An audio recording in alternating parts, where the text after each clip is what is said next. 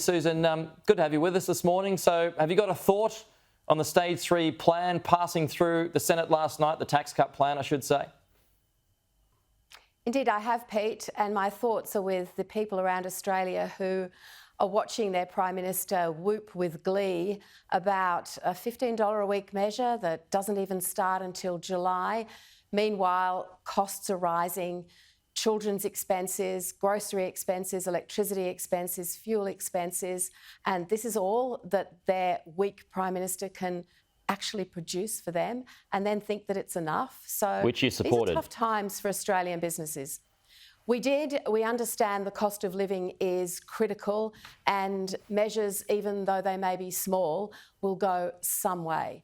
But what we also know, Pete, is that it's just a drop in the ocean. I mean, $15 a week, and it starts in July. So there's been a lot of sneaky business coming from Anthony Albanese this week. We've seen it across residential aged care, across private health insurance, just not fessing up to the Australian people about what the Labor government's real plans are in these policy areas. Meanwhile, we've got a fantastic candidate in Dunkley, in Nathan Conroy, and standing with him at the ballot box recently, I saw just what a class act he is in terms of fighting for the people of Dunkley. His work as the Mayor of Frankston backs in his real determination to see improvements in people's lives. OK, like we said, it is a broken promise, but ultimately you had to support it. And even though the cuts don't come in until July, how do you think that whole narrative plays into Dunkley?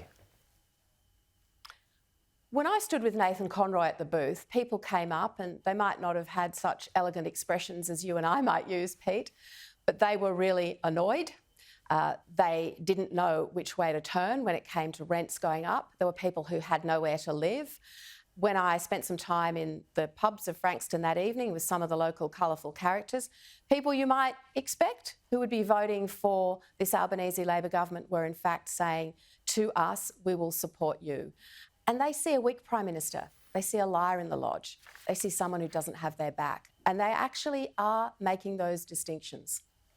Do you think the holding back of a potential rise in insurance premiums is tactical as well ahead of Dunkley, as per a report in The Australian this morning? Yes, I think it is.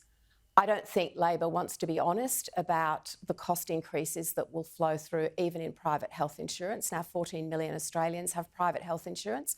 We need a strong private sector in health to balance the public sector, because not everybody can afford private health.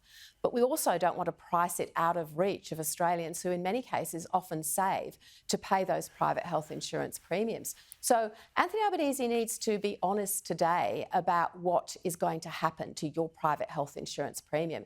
He needs to stand up in the Parliament and he needs to say, what will happen to your private health costs? What might you have to pay additional to go into residential aged care? It's just not good enough to say nothing on these critical issues that affect everyone's cost of living. Labor's never liked private health insurance, Pete. They've never understood it, and they've never understood the hard-working Australians who save really, really hard, many of them on low and fixed incomes, to actually pay those premiums. They need to do better for them. Sussan Ley, we will leave it there. Thank you.